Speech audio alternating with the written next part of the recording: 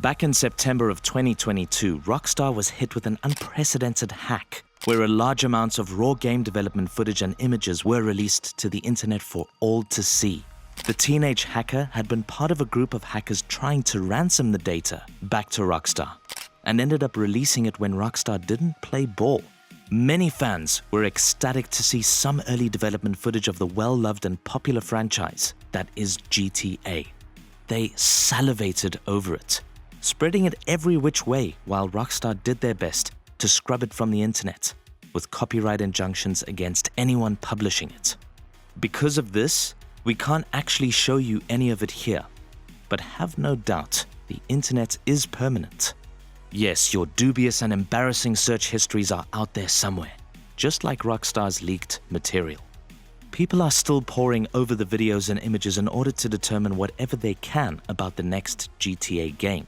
If you're one of those people who saw the initial leak or have been interested in it ever since, we'll take you through a few hidden details that you might have missed.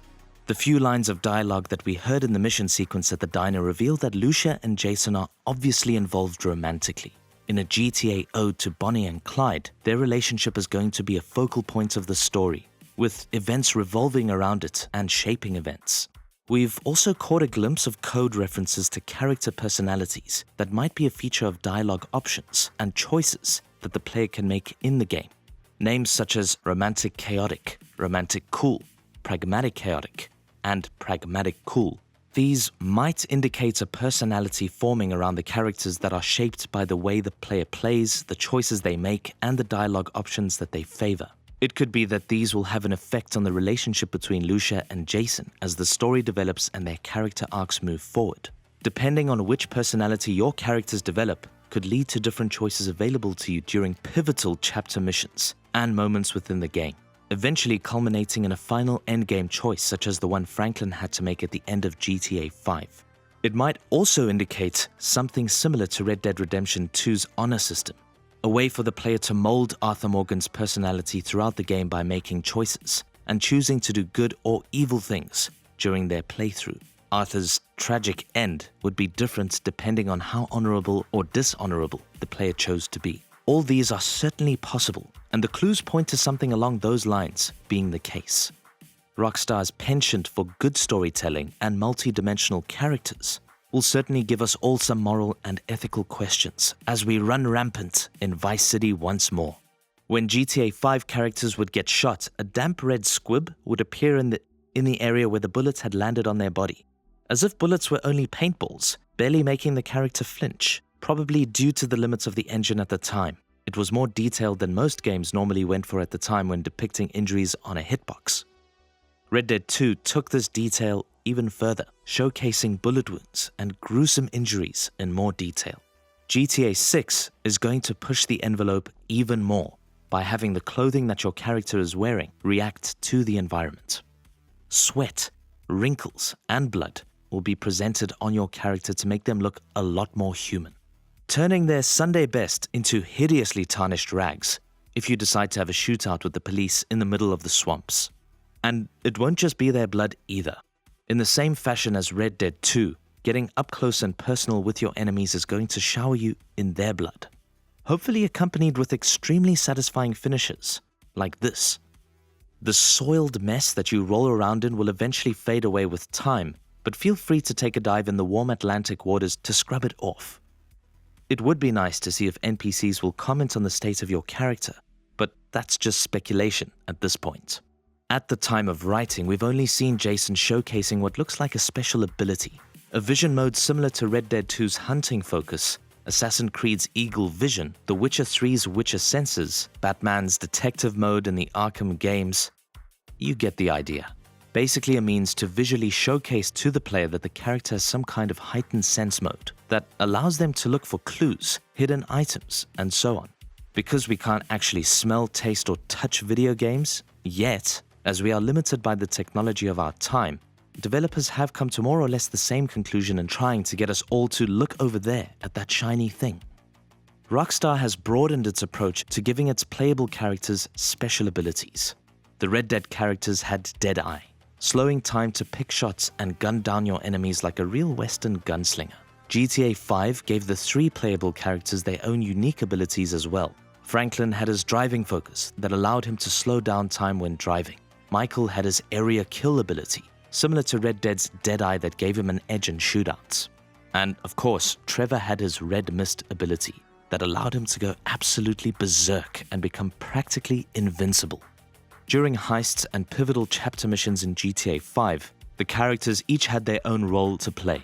Enhanced by their special abilities, it made switching between them a new and interesting way to approach these missions. GTA 6 seems to have taken this idea and run with it even further. Being able to switch pretty much instantly between Lucia and Jason indicates that having them both in close proximity to each other is probably the way the game is intended to be played. This will allow the player to capitalize on Jason's special ability as well as Lucia's, whatever that might be, where the two characters complement each other and offer a fun new approach to GTA. Previously in GTA, your character was either alive and kicking or wasted, the colloquial term for being room temperature due to absorbing too many police bullets. Your health could be low, but there were never really any consequences to being a mere fender bender from death's door. Now, it seems that your character can suffer from concussions, however that might actually play out. I'm told that you're not supposed to sleep for 24 hours, or you might die. But this rider has had one too many head injuries to really recall what his doctor has told him. We don't know for sure, but this might mean a plethora of possible injuries that could befall your unfortunate character, such as sprains, broken bones, burns, gunshot wounds, obviously, and so on. Additional items such as trauma kits and first aid items suggest that dealing with injuries is going to be slightly more complicated than consuming a health item to fill up an HP bar. More consumable items also hint at things that may grant status buffs, but who knows?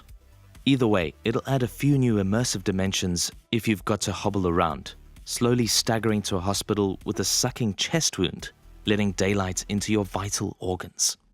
Do you remember the murder mystery in Red Dead Redemption 2, where Arthur Morgan could follow a trail of grisly breadcrumbs and piece together a map to a hidden location? There he'd be confronted by a very unhinged individual, stylized as a Jack the Ripper type. Letters to the editor and all. In the leaked files of GTA 6, there were references to a missing tourist and a missing tourist trophy room.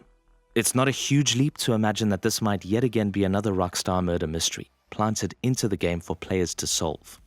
No spoilers thus far on this one, as those 2 lines are all any of us have to go on.